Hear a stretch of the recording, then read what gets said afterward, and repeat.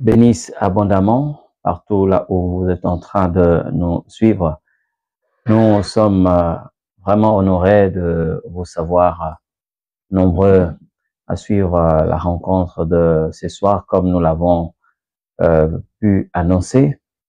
Et nous avons un sujet que nous sommes en train de développer et je prie l'Éternel Dieu que vous puissiez vraiment bénéficier de ces moments de rencontre. Et je sais que chaque rendez-vous avec l'Éternel Dieu vous communique quelque chose de nouveau et je parlerai même de cette rencontre qui en réalité est une valeur ajoutée pour votre vie chrétienne et votre marche avec le Seigneur. Nous sommes en train de parler de ces thèmes: disciples de Jésus ou la foule. Est-ce que vous faites partir des disciples de Jésus ou vous faites partir de la foule? C'est ça, bien-aimé, notre sujet de cet après-midi. Et je prie l'Éternel Dieu que vous soyez capable de vous situer parce que je le dis, votre conscience est votre prophète. Aujourd'hui, pendant que nous sommes en train de parler de ces choses, vous allez savoir vous situer. Venir à l'église, bien-aimé, ne signifie pas que vous êtes disciple de Jésus-Christ, parce que pendant que le Seigneur était sur cette terre, dans une chair semblable à la nôtre, vous savez très bien que le Christ était suivi d'une grande foule. Beaucoup de gens le suivaient, mais parmi ceux qui le suivaient, il y avait aussi ses disciples. Mais la pensée de Dieu était de faire des disciples. Alors, si vous êtes dans une église, vous devez être sûr que vous faites partir des disciples de Jésus-Christ. Et je vous assure, bien-aimés, que les disciples ont une dimension de vie. Les disciples ont un certain nombre de privilèges que beaucoup de personnes veulent aujourd'hui en bénéficier, quand bien même ils ne sont pas parmi les disciples de Jésus-Christ. Alors, bien-aimés, pendant cet enseignement, vous allez normalement vous situer, parce que j'ai l'habitude de le dire que si l'Éternel Dieu nous défend de tromper les autres, mais il nous défend aussi de nous tromper nous-mêmes. C'est pourquoi lorsque vous lisez la parole de Dieu, il est clairement écrit: ne vous y trompez point. Ce qu'un homme aura sémé, il le moissonnera. Voilà. Nous allons lire un texte de la Bible et c'est à partir de ce texte que nous allons comprendre ce que le Seigneur veut que nous puissions comprendre par rapport aux disciples et à la foule. Faites-vous partir de la foule ou vous êtes un disciple de Jésus-Christ? Écoutez ce que cette parole est en train de dire. Ici, nous sommes dans le livre de Marc, l'évangile selon Marc, chapitre 3, le verset 7. La Bible dit ceci: Jésus se retira vers la mer avec ses disciples. Une grande multitude le suivit de la Galilée et de la Judée. Nous sommes tous d'accord ici, il s'agit de la personne de Jésus-Christ. Bon, la Bible est en train de parler ici, mais autour de Jésus, nous trouvons les disciples et nous trouvons aussi la foule. La Bible parle même d'une grande foule qui suivait le Christ. Mais alors, bien aimé, est-ce que tout le monde aujourd'hui, le fait d'appartenir à une église, est-ce que vous êtes disciple de Jésus-Christ? Si vous faites partir d'une église, cela ne veut pas dire forcément que vous êtes disciple de Jésus-Christ. N'oubliez pas, bien aimé, lorsque le Seigneur, Dieu est en train de nous parler sur l'ordre suprême, Matthieu, chapitre 28, le verset 20, nous le savons très bien, 19 à 20, allez partout dans le monde, faites de toutes les nations des disciples. J'ai souvent l'habitude de le dire, lorsque l'Éternel confie une mission à un serviteur de Dieu, un pasteur, bien aimé, vous allez réussir la mission si et seulement si vous formez des disciples. Mais il faut qu'on se le dise. Aujourd'hui, bien aimé, il y a beaucoup de personnes, je dis bien beaucoup de personnes dans nos églises, qui ne sont pas des disciples, mais qui doivent normalement être comptés comme membres de la foule, faisant partir de la foule, malheureusement. Et lorsque vous interrogez ceux qui viennent dans des églises, vous leur posez la question de savoir qui êtes-vous réellement parmi les disciples ou entre les disciples et la foule. Vous allez vous rendre compte que beaucoup de gens, quelquefois, ne s'y figurent pas. Et ils ne savent même pas se situer eux-mêmes. Beaucoup de gens ne savent pas se situer par rapport à cette matière. Êtes-vous de la foule ou faites-vous partir des disciples? Donc, aujourd'hui, ça devient difficile. Et même vous qui êtes en train de me suivre, bien aimé, vous avez la possibilité de vous situer, de savoir si vous faites partir de la foule ou vous êtes disciple de Jésus-Christ. Mais bien aimé, nous n'allons pas beaucoup tarder. Nous allons commencer à montrer comment reconnaître ceux de la foule et comment reconnaître les disciples. Vous allez vous rendre compte, bien aimé, il y a un certain nombre de promesses que le Seigneur a eu à faire dans la Bible qui ne regardent pas la foule. Donc, la foule n'est pas concernée par ces promesses. Mais ces promesses ne sont données qu'aux disciples de Jésus-Christ. Et vous allez vous rendre compte, bien aimé, il est difficile que vous puissiez égarer un disciple. Mais la foule peut toutefois changer parce qu'en réalité, la foule ne suit pas le maître parce que le maître, la foule est en train de suivre les intérêts derrière le maître. Vous allez vous rendre compte que la foule n'a pas une position normale. La foule n'a pas une position unique. La foule peut changer au fur et à mesure. La foule peut commencer à se déguiser. Vous voyez? Cette même foule, je dis bien cette même foule qui a suivi Jésus-Christ, cette même foule que Jésus avait nourrie, c'est cette même foule qui criait, crucifié, Jésus est relâché, Barabbas. La foule n'a pas de position. La foule est dirigée telle qu'elle est dirigée.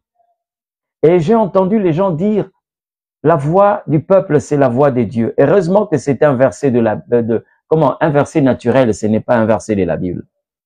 Mais comment nous pouvons reconnaître les disciples de Jésus? Bien aimé, lorsque vous êtes disciple de Jésus-Christ, vous serez là pour transmettre, imprimer, révéler le vrai caractère du maître. Parce que la vie d'un disciple, c'est de ressembler à son maître.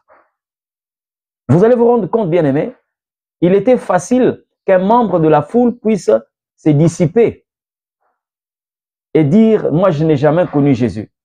Mais c'était difficile à un disciple de s'éclipser. C'est comme ça que même quand Pierre était en train de régner le Christ, les gens ont détecté que Pierre n'était pas comme tout le monde parce que lui aussi, il parlait comme le Christ. Vous voyez, jusqu'à influencer même sa manière de parler. Vous voyez, Pierre était influencé par la manière de parler de Jésus-Christ. Donc, il parlait comme Jésus parlait. Or, en réalité, lorsque vous voyez la manière dont Pierre est en train de se comporter, vous avez la possibilité de comprendre réellement le maître. Comment est-ce que le maître est en train de fonctionner? Faites-vous partir des disciples où vous êtes ceux de la foule.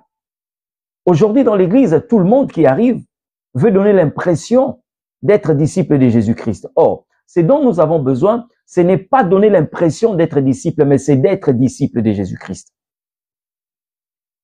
La Bible est en train de dire, tout disciple accompli sera comme son maître.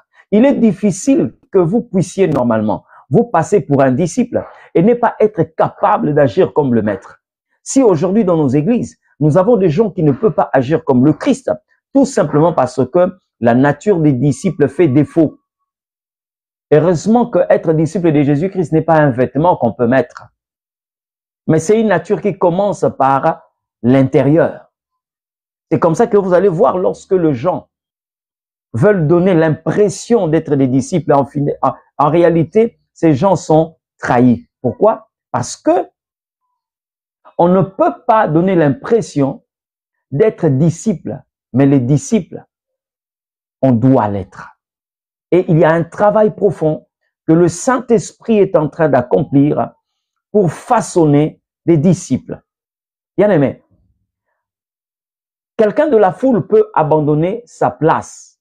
Je dis bien, quelqu'un de la foule peut abandonner sa place pour suivre le Christ. Comme nous voyons des gens qui quittent la maison pour l'église en tant que bâtiment. Mais un disciple abandonne sa nature. Abandonne sa nature pour atteindre la nature de Christ. C'est comme ça que la Bible est en train de dire, jusqu'à ce que nous soyons parvenus à l'état d'homme fait, à la stature parfaite de Christ. En réalité, la pensée d'un disciple, ce n'est pas de quitter un point géographique A pour un point géographique B. On peut retrouver le disciple là où est le maître. Mais la foule peut être là où est le maître, mais sans avoir la nature du maître. La foule est beaucoup plus intéressée par ce que le maître peut apporter. Vous allez vous rendre compte aujourd'hui dans nos églises, il y a beaucoup de personnes qui viennent pour avoir ce que Jésus a en qualité de bien et de faveur. Mais ces gens-là qui ne peuvent jamais suivre Jésus à cause de ce qu'il est. À cause de ce qu'il est. Lorsque je vois des gens quelquefois faire des déclarations lorsqu'il y a des cérémonies de mariage, vous voyez des gens qui disent pour le meilleur et pour le pire. Bien aimé, la foule se retrouve beaucoup plus pour le meilleur. La foule est là beaucoup plus pour les meilleurs. Mais les disciples, même pour le pire, ils sont là. C'est comme ça que je dis, le disciple-là, ce n'est pas un vêtement qu'on doit mettre, mais c'est une nature qu'on doit posséder. Lorsque vous faites partir de la foule, vous pouvez posséder un vêtement qui vous identifie aux autres, mais vous n'allez pas voir un intérieur qui révèle la personne du maître. Regardez, la proximité ne signifie pas avoir la nature de celui que vous êtes en train de suivre. Je vais vous donner un exemple. Lorsque nous lisons ce texte de la Bible, la parabole, qu'est-ce que je dis, l'histoire de l'enfant prodigue, vous allez vous rendre compte que l'enfant prodigue est parti loin de son père. Il est allé vivre dans la débauche comme nous le savons. Mais le frère aîné est resté. Alors, lorsque vous regardez son frère aîné qui est resté, il ne faut pas que vous puissiez confondre ses frères aînés à son père, parce que le fait de rester avec son père ne signifie pas que cet enfant avait le cœur de son père.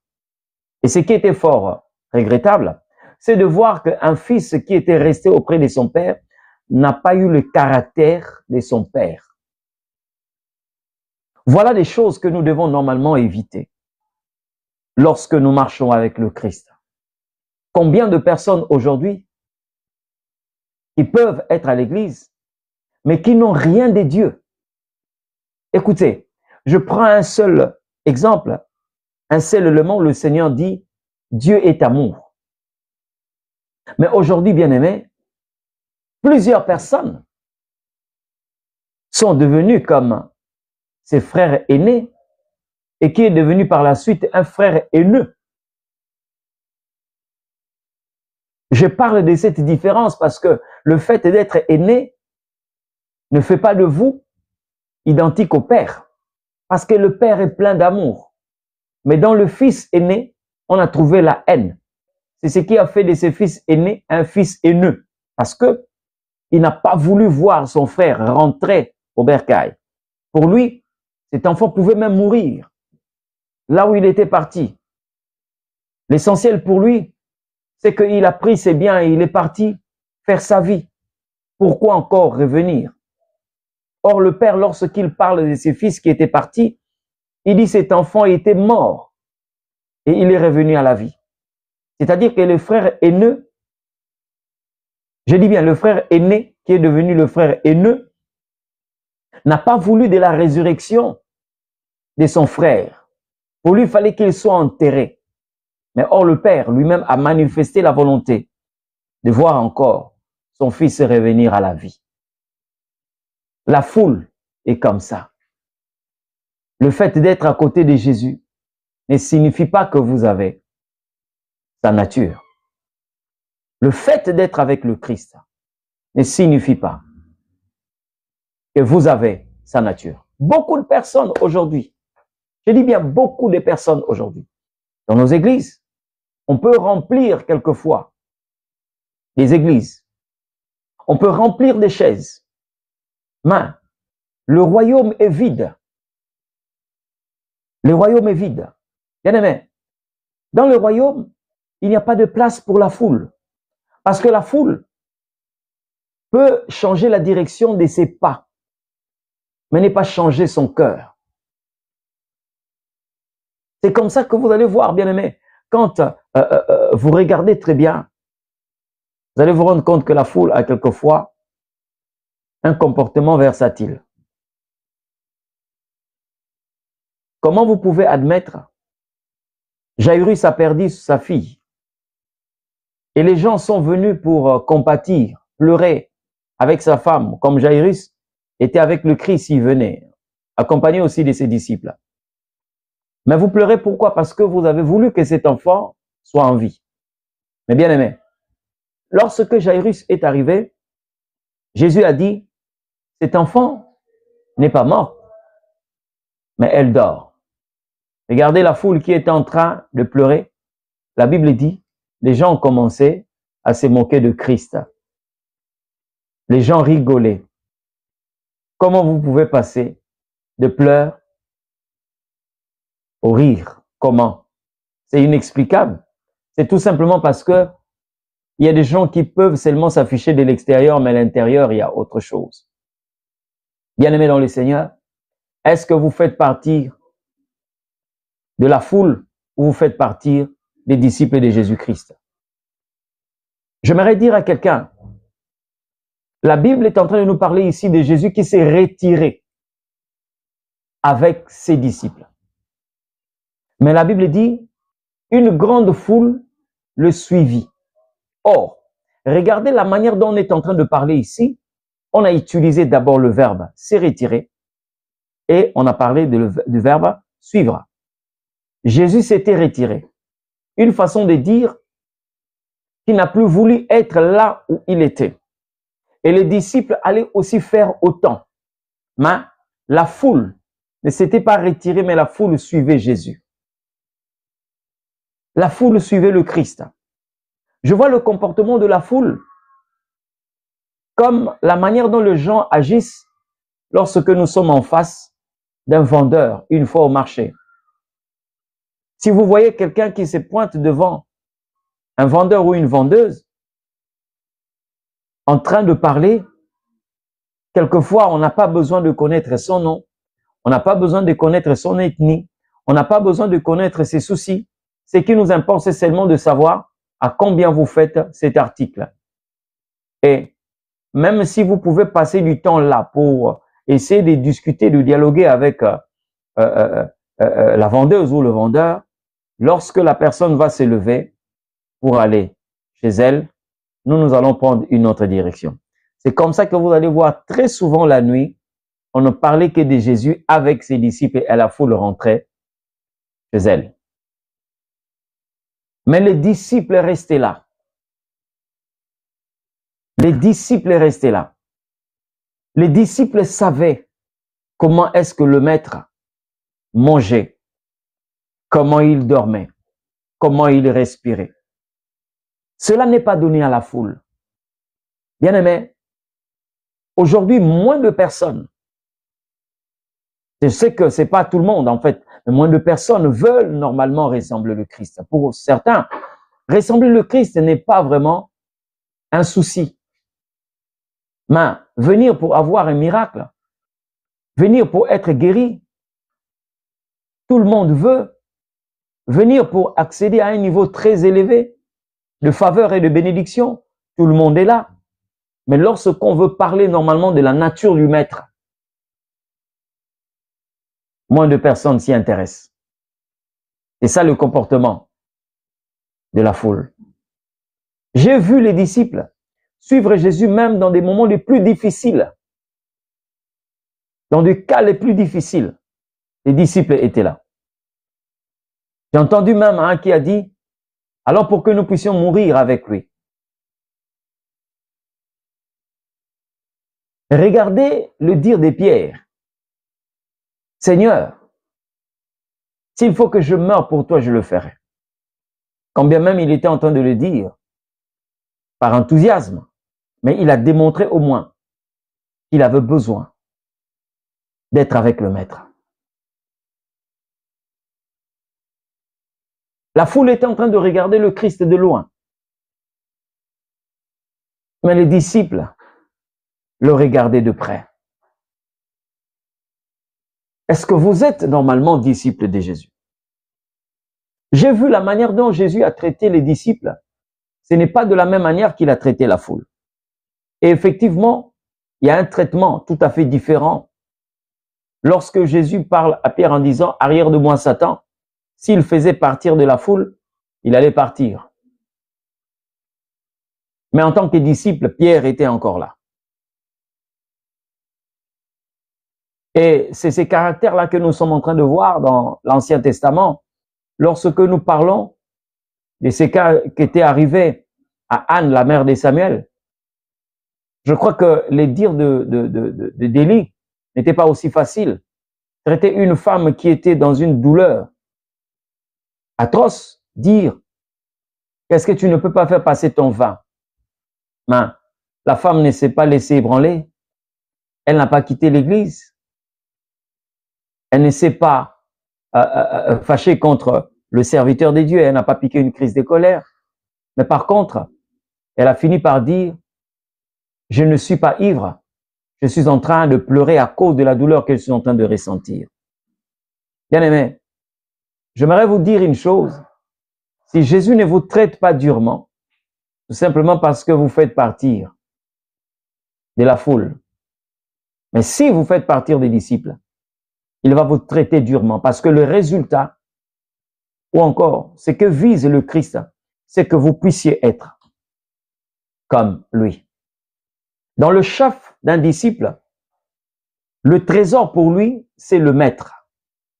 Dans le chef de la foule, le trésor, c'est le miracle. À manger, l'argent, du pain, le poisson, le vin. C'est ce qui intéresse la foule. Nous ne regardons pas, je dis bien, nous ne regardons pas Jésus de la même manière. Si vous voyez aujourd'hui des gens quelquefois qui s'intéressent seulement, uniquement au miracle, à la bénédiction financière, matérielle, sachez-les bien, ceux-là font partir de la foule. Et nous avons parlé ici de cette scène. Les gens voient seulement la multiplication de pain que les gens ont mangé. Mais regardez aussi un message caché là-dedans. Qu'est-ce qui se passe? Le Seigneur est en train de montrer que les disciples n'ont pas le même caractère que la foule. Jésus a demandé aux disciples de faire asseoir la foule et de le servir. Vous allez vous rendre compte que Jésus a d'abord servi la foule avant de servir le disciple. Ça doit nous interpeller. Ça doit nous interpeller. Jésus ordonne d'abord aux disciples de servir la foule. Mais je me pose la question de savoir, est-ce que les disciples aussi n'avaient pas faim? Mais Jésus leur impose. Parce qu'il est en train de viser le caractère. Il doit le façonner. Vous qui dites que vous êtes disciples de Jésus, est-ce que vous avez la possibilité d'aimer comme Jésus aime? Lorsque vous regardez votre vie, vous vous rendez compte que vous avez un amour sélectif. Il y a des gens, vous entendez quelqu'un qui dit que je ne l'apprécie pas. Vous posez la question de savoir, qu'est-ce que vous reprochez à cette personne? Rien, mais je ne l'apprécie pas. Vous n'êtes pas encore arrivé à la taille d'un disciple. Parce que, bien aimé, le Christ nous aime sans raison. Vous savez pourquoi Jésus nous aime? Parce que d'abord, il est amour. Quelle que soit la physionomie, quelles que soient nos faiblesses, quels que soient nos points forts, il nous aime comme tel. Et les disciples doivent aussi être capables de manifester un tel degré d'amour. Un amour qui n'a pas de raison. Que la personne soit, excusez-moi de le dire, moche, belle, que la personne soit, je ne sais pas comment, remplie de défauts, Jésus nous aime. J'aimerais encore dire à quelqu'un, Jésus nous a aimés avant que nous puissions le connaître et encore l'aimer. Mais il nous a aimés. La plus grande bataille, c'est de devenir disciple de Jésus-Christ. Que les gens soient capables de dire, lui aussi parle comme le Christ. Honnêtement parlant, bien aimé, est-ce que vraiment les gens peuvent tenir un tel langage lorsque ils vous voient? Est-ce que les gens peuvent s'approcher de vous comme les gens s'approchaient de Jésus-Christ? Est-ce que les gens peuvent compter sur vous comme ils comptaient sur le Christ? Est-ce que les gens peuvent espérer sur vous comme ils espéraient en Jésus-Christ? Excusez-moi de parler au passé. Je ne dis pas que le Christ n'est plus là, mais je parle de la manière dont le Christ n'a plus le corps que nous avons aujourd'hui. Mais si les gens veulent voir le Christ, mais ils le voient au travers de vous, est-ce qu'on peut vous appeler disciple de Jésus-Christ? Vous savez, bien aimé,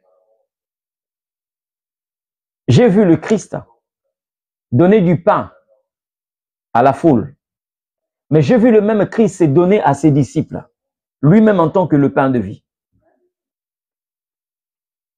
Prenez ceci et ma chair. Il s'est livré. Il s'est livré à ses disciples. Jésus n'a pas célébré la Sainte Seine avec la foule. Parce que, en réalité, la Sainte Seine, ce n'était pas une scène qui visait remplir les estomacs de la foule. Non.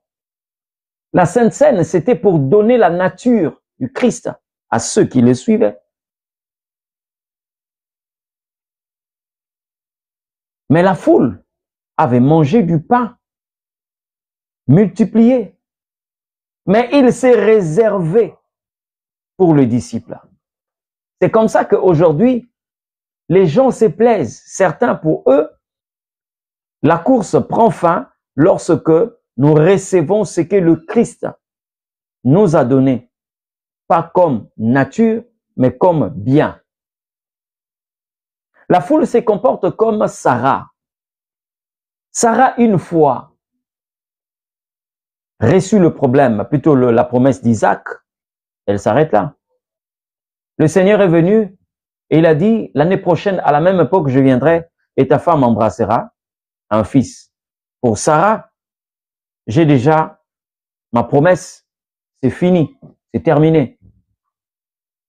Mais pourtant, Isaac n'était pas seulement une bénédiction pour Sarah. C'était une promesse que Dieu avait faite à Abraham. Dieu a fait cette promesse à Abraham. Mais pourquoi Abraham n'est pas resté lorsque le Seigneur lui a dit, l'année prochaine, à la même époque, je viendrai et ta femme embrassera un fils? Pourquoi est-ce qu'Abraham n'est pas resté?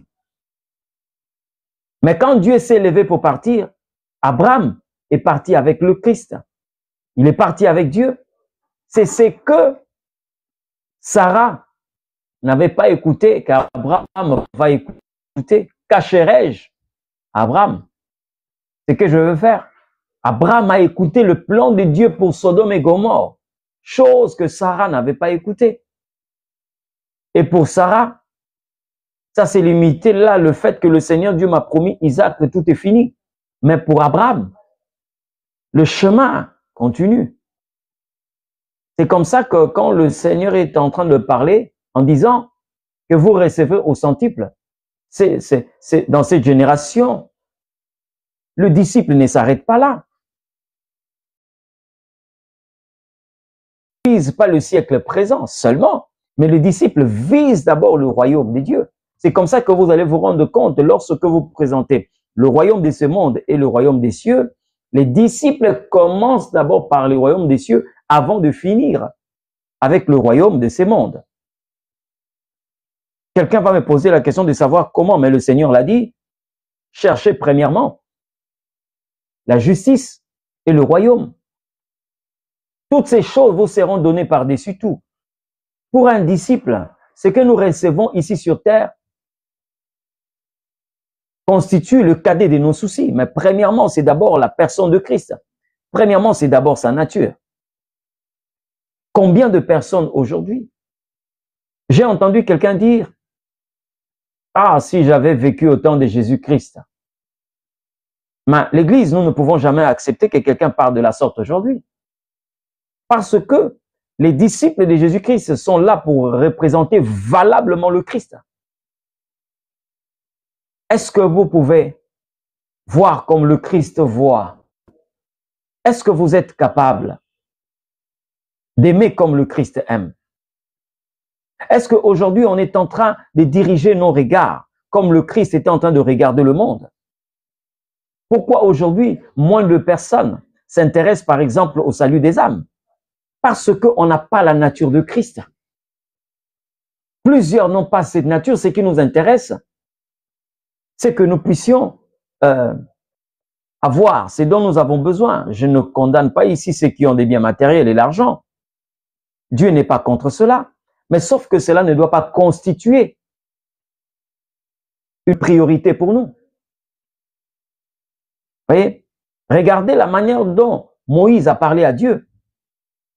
Il est en train de nous révéler réellement que le disciple ne parle pas de la même manière que la foule.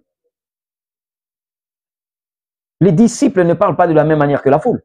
Parce que la foule, en réalité, pour elle, dès que le Seigneur Dieu se révèle, que veux-tu que je te donne? La foule est capable de demander même la royauté de ces mondes, la présidence de la République. La foule peut se limiter seulement à demander la guérison. Mais regardez la manière dont les disciples parlent. Moïse a dit, fais-moi voir ta face. Lorsque l'Éternel Dieu a dit à Moïse, j'ai mis un ange qui va vous mettre en possession de Canaan. Il va vous conduire jusqu'à Canaan. Bien-aimés, si c'était aujourd'hui, les gens que nous avons aujourd'hui dans nos églises, Dieu vous a déjà rassuré que ce dont vous avez besoin, je vous le donne. Je vous le donne, un ange va vous mettre en possession de ce dont vous êtes en train de chercher. Mais bien aimé, mais ça allait être une très bonne nouvelle. Et les gens allaient s'élever et partir. Mais regardez la réaction de Moïse. Quand l'Éternel Dieu a dit à Moïse, j'enverrai un ange qui ira avec vous, mais moi, je n'irai pas avec vous. Moïse a dit clairement et ouvertement à Dieu, il dit, si toi-même tu ne viens pas avec nous, nous ne bougerons pas d'ici. C'est-à-dire, un disciple n'a pas seulement besoin de Canaan, un disciple a besoin de celui qui est le maître, le chemin qui conduit à Canaan. Un disciple ne se réjouit pas seulement lorsqu'il a en possession Canaan, la terre promise, non. Mais le disciple cherche d'abord le roi. C'est lui qui a dit à Abraham, je te donnerai cette terre à toi et à ta postérité. C'est-à-dire, si la foule est en train de voir la terre des Canaan, le disciple voit la main qui donne Canaan. C'est comme ça que vous allez vous rendre compte, bien-aimés. Comme je l'ai dit dans nos églises aujourd'hui, on est plein rempli de personnes qui ne constituent que la foule. Et je le dis souvent, si un pasteur se focalise sur la foule, si vous avez formé une foule dans votre église, c'est que vous avez échoué brillamment à votre mission. Mais un pasteur a le droit, comme le Seigneur l'a dit, de former des disciples. On peut avoir une église de 600 personnes et avoir seulement 16 disciples. On peut avoir une église de 400 personnes et avoir 4 disciples. Voyez? Regardez seulement la configuration, la manière dont la Bible est en train de nous présenter. Jésus-Christ avait 70 personnes, 70 personnes ou 70. Mais le jour où il a prêché une parole en disant, si vous ne mangez pas ma chair et vous ne buvez pas mon sang, vous n'êtes pas digne d'entrer dans le royaume. La Bible dit quoi? Cette équipe s'est fissurée. Et pourtant, ils étaient comptés au nombre de 70, 70 personnes qui le suivaient, qui apparemment étaient considérés comme des disciples de Jésus-Christ. 70. Cette prédication a fait tomber 58 personnes. Et les autres ont dit sa parole est dure qu'il entendra. Bien-aimés dans le Seigneur, je veux vous faire savoir que la Bible, les paroles de Dieu, ne doivent pas seulement être considérées comme du miel. Il y a, bien aimé, des paroles qui sortent de la bouche de Dieu qui doivent être considérées comme des épées ou une épée. Ça fait très mal. Et si vous êtes dans une assemblée où il y a la foule et les disciples, vous allez vous rendre compte que quand vous prêchez la parole de Dieu, il y a une parole que les hommes ne vont pas accepter. Il y a une parole que certains ne vont pas accepter. La foule va sortir, mais les disciples vont rester. Vous avez appris ce qui s'est passé avec le révérend T.D. Jakes lorsque il a prêché dans son église en ce qui concerne le comportement des femmes qui se disaient des femmes de fer. Mais l'église s'est vidée. Les gens sont partis. Certains ont dit qu'il exagère.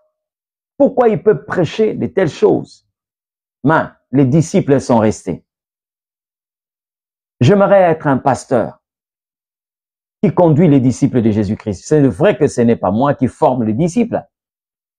Ce n'est pas par mon pouvoir, mais par le pouvoir du Saint-Esprit. Mais Dieu nous a responsabilisés en disant, allez, faites de toutes les nations des disciples. Nous le faisons par le Saint-Esprit. Mais bien aimé, je n'aimerais pas être à la tête d'une église constituée de la foule seulement. Mais j'aimerais être pasteur des disciples de Jésus. Parce qu'une telle église ne grandit pas en nombre d'abord, mais une telle église grandit en qualité. L'église où vous trouvez la foule, elle grandit en quantité, mais de l'autre côté, c'est la qualité. Le disciple, c'est celui qui est qualité, mais la foule, c'est la quantité. Et vous allez vous rendre compte, bien aimés, regardez. Nous avons ici deux personnes qui représentent deux pasteurs ou deux ministères tout à fait différents. Nous avons ici Moïse et nous avons Aaron. Moïse est sur la montagne, dans la présence de Dieu. Mais il avait un seul disciple au nom de Josué. Aaron était au pied de la montagne, c'est-à-dire dans le camp d'Israël, avec la foule, mais il y avait là le veau d'or. Quelquefois, là où vous êtes en train de suivre la foule, Dieu n'est plus là. Je dis que Jésus-Christ était suivi par une foule immense, une grande foule, mais il s'est focalisé sur ses disciples. J'aimerais dire à quelqu'un, il n'y a pas de place pour la foule dans le royaume des dieux. La foule peut avoir une place dans l'église, mais pas dans le royaume.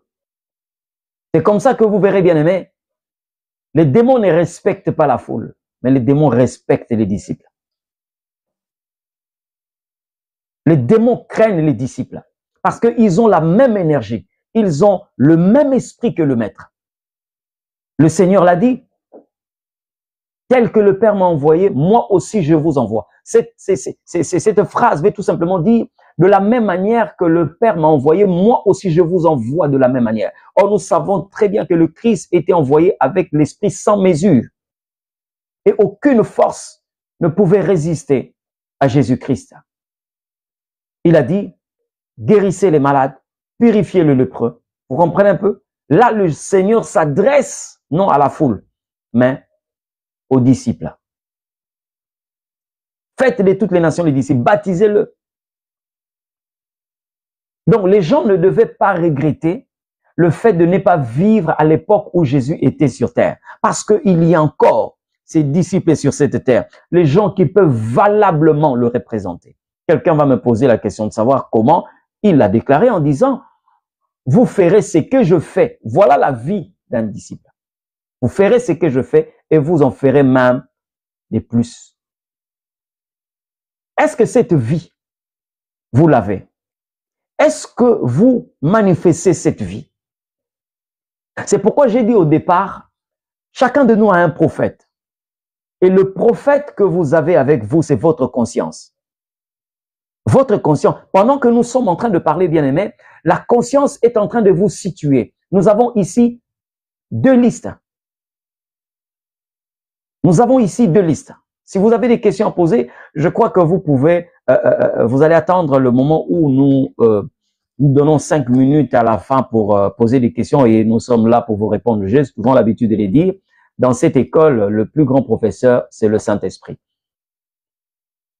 Nous avons deux questions à nous poser. Posez-vous la question de savoir qu'est-ce que je manifeste en tant que disciple de Jésus? Est-ce que les gens peuvent facilement le déclarer? Vous savez, bien aimé, lorsqu'on a appelé les premiers chrétiens, ces mots signifient celui en qui on voit le Christ. J'ai parlé ici de Pierre, qui ne pouvait pas se dissimuler, même s'il pouvait changer de vêtements, mais ce que cette femme a déclaré était tellement profond. Toi aussi, tu parles comme lui. Tu parles comme lui. Il est difficile qu'un disciple puisse se cacher. Et la Bible est en train de déclarer dans le livre de Timothée, tout serviteur accompli sera comme son maître. Tout serviteur accompli. Je prends ici l'exemple de Élie et Élisée. Vous allez vous rendre compte que réellement Élisée faisait partir des disciples. Bien que Élie n'avait qu'un seul disciple que nous connaissons, Élisée, le dernier miracle d'Élie fut le premier miracle d'Élisée.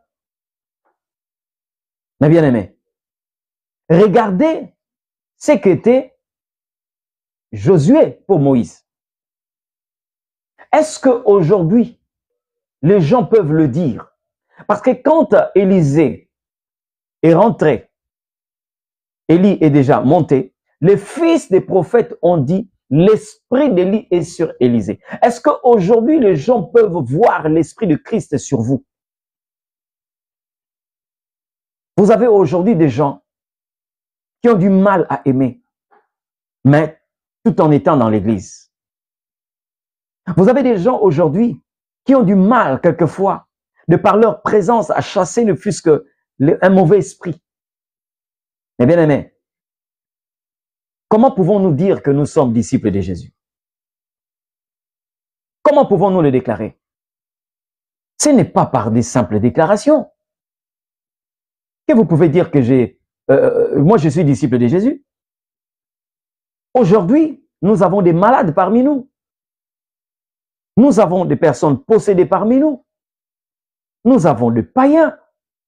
Mais bien aimé, pourquoi le monde des ténèbres n'est pas en train de se dépeupler? Mais pendant que Jésus était sur cette terre, je parle du moment où il vivait dans une serre semblable à la nôtre, la Bible dit, il allait de ville en ville, guérissant le malade et libérant tout ce qui était sous l'emprise du malin. Mais aujourd'hui, vous allez vous rendre compte que quand nous voyons des gens malmenés par le diable, comment certaines personnes se comportent? On se moque quelquefois de celui que le diable est en train de torturer, un homme correct qui est devenu ivrogne, qui s'empiffre d'alcool du matin jusqu'au soir. Et quelle est la réaction aujourd'hui de ceux qui font partir de l'église? Nous trouvons cela comme une comédie.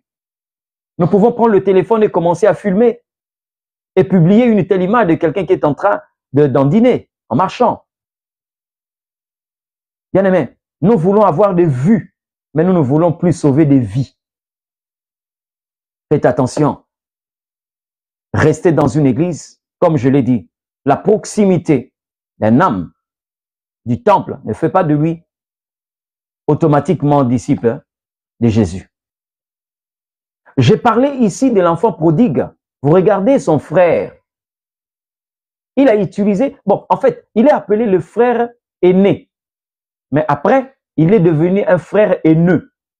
Parce que, non seulement qu'il était le premier, l'aîné de cette famille, ils étaient que deux, mais il a manifesté aussi la haine à l'égard de son frère qui est revenu à la vie.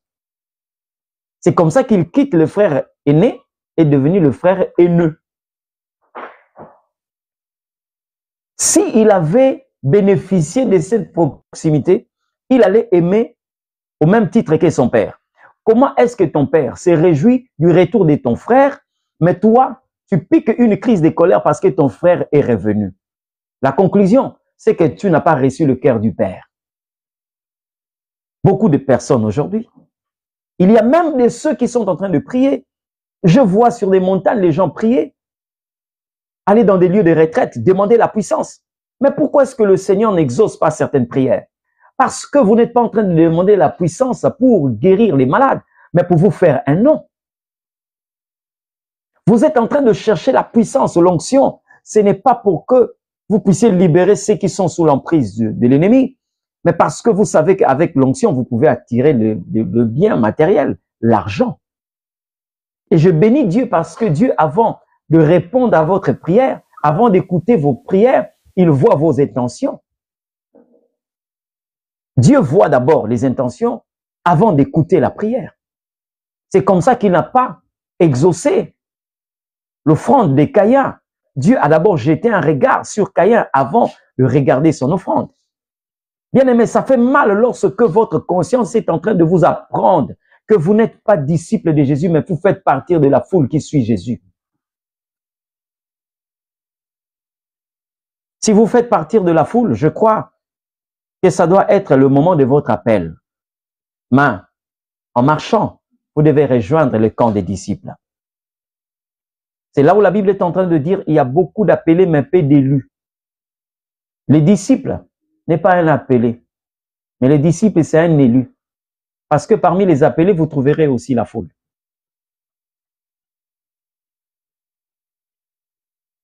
Quand le Seigneur est en train de faire cet appel en disant, venez à moi, vous tous qui êtes fatigués et chargés, je vous donnerai du repos. Vous allez vous rendre compte, bien-aimés, Dieu a la pensée de donner du repos à tout le monde.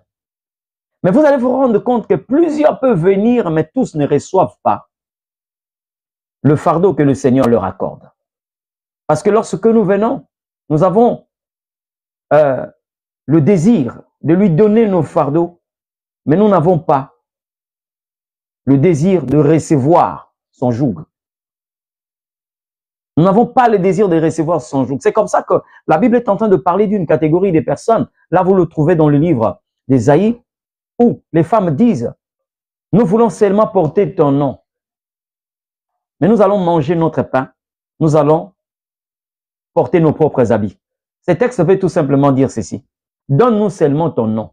C'est-à-dire comme une épouse, une femme qui veut être appelée madame telle, mais qui mange son pain et qui porte son propre habit. Or, lorsque nous prenons ces deux choses, le pain, c'est le domaine de la parole, c'est la doctrine. Ok?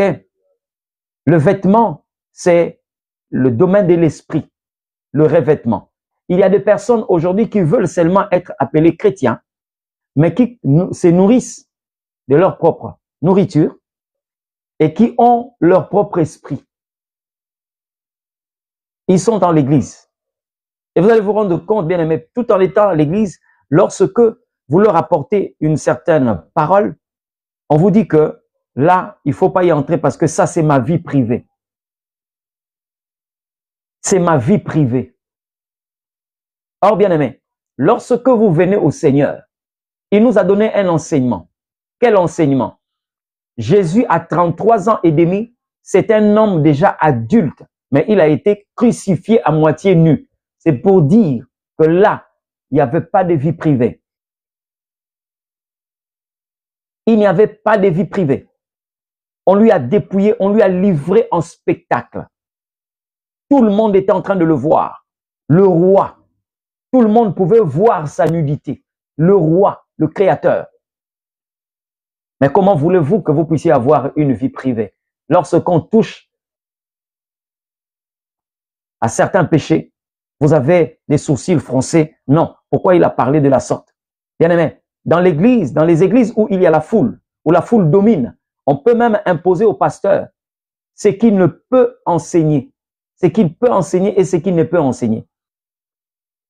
J'ai un collaborateur comme ça qui est parti enseigner quelque part dans une église et à la fin, lorsqu'on lui a donné l'offrande du prophète, le pasteur lui a dit, si tu n'avais pas pris une telle direction, tu allais être débordé des offrandes ici parce que ce que tu as touché là, parler la polygamie, parler de ceci, tout là, voilà, et ça a frustré des gens ici. Or, parmi les gens qui soutenaient l'œuvre de ces pasteurs, il y avait beaucoup de polygames, des gens qui avaient une vie sale, mais ce qui comptait pour le pasteur, c'était ce qu'ils amenaient comme don, comme offrande, dîme. Alors, lui, il a voulu être guidé par le Saint-Esprit et le Saint-Esprit les a parlé, bien qu'ils ont considéré cette parole comme un couteau, mais bien aimé, mieux vaut comment laver la plaie, appliquer le médicament pour la guérison. Voilà. La foule peut prendre quelqu'un, rendre un pasteur prisonnier. La foule peut rendre un serviteur de Dieu prisonnier. Mais je prie Dieu, vous qui êtes en train de me suivre, vous êtes appelés demain à exercer un ministère. Ne vous faites pas prisonnier de la foule. Parce que si vous le faites, vous pouvez être rempli des dons qu'ils vont apporter, les hommes vont apporter. Vous pouvez être rempli de tout ce qu'ils peuvent amener, mais vous serez jugé par le maître. Vous serez jugé sévèrement par le maître. C'est vrai, bien-aimé. Je l'ai dit souvent, il peut y aussi avoir quelqu'un de la foule qui commence aussi à prester en tant que pasteur. Mais ces genres de personnes, vous pouvez, bien-aimé, commencer à préparer votre message au lieu que le Saint-Esprit vous donne un message à enseigner. Vous pouvez préparer votre message et faire plaisir à la foule. Mais si, je dis bien si, vous êtes disciple de Jésus-Christ, vous allez attendre que le Maître vous donne la nourriture que vous devez normalement donner à son peuple. J'ai souvent l'habitude de le dire, un vrai serviteur ne prépare jamais une prédication. Un vrai serviteur reçoit une prédication. Parce que je vois le serviteur comme quelqu'un qui travaille dans un restaurant. Il y a les cuisiniers et il y a aussi les serveurs. Nous ne sommes pas des cuisiniers. Le Seigneur dit ceci. Quel est le serviteur fidèle qui donnera la nourriture convenable au temps convenable? Il n'a pas dit qu'il va préparer la nourriture convenable, mais qui donnera. Lorsque vous donnez la nourriture, ça veut dire qu'il y a quelqu'un qui a préparé. C'est pourquoi vous verrez, le Christ n'a jamais demandé à ses disciples de multiplier le pain. Il leur a demandé seulement de distribuer. Mais c'est lui-même qui avait multiplié le pain.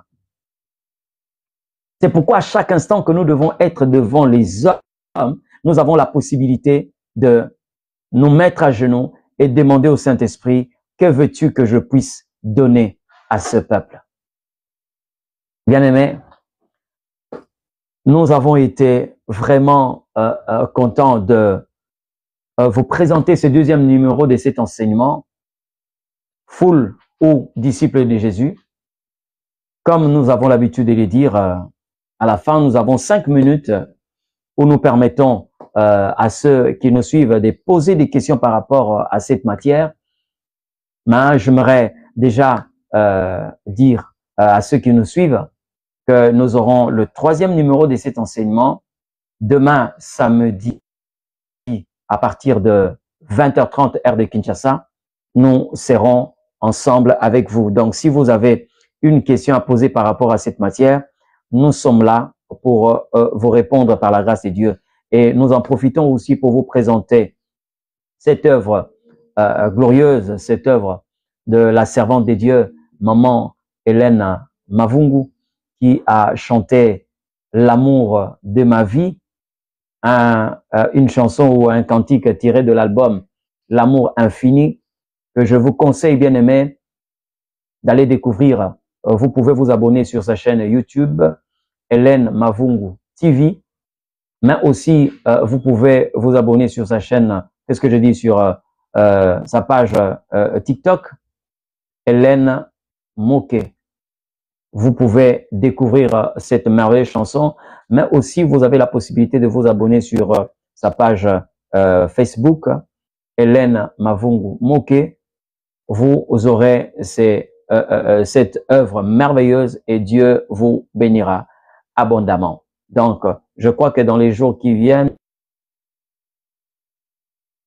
nous allons bénéficier de cette œuvre glorieuse et la sortie prochaine de cet album, comme la servante de Dieu nous l'avait promis, et nous reviendrons ici pour reviendrons ici pour vous présenter cette œuvre. Si vous avez une question en direct, vous pouvez ouvrir votre micro et poser la question. Si vous pouvez débloquer votre micro parce que vous avez eu à bloquer le micro. Vous pouvez débloquer le micro ou poser la question en écrivant. Nous sommes là par la grâce de Dieu. Nous allons vous répondre.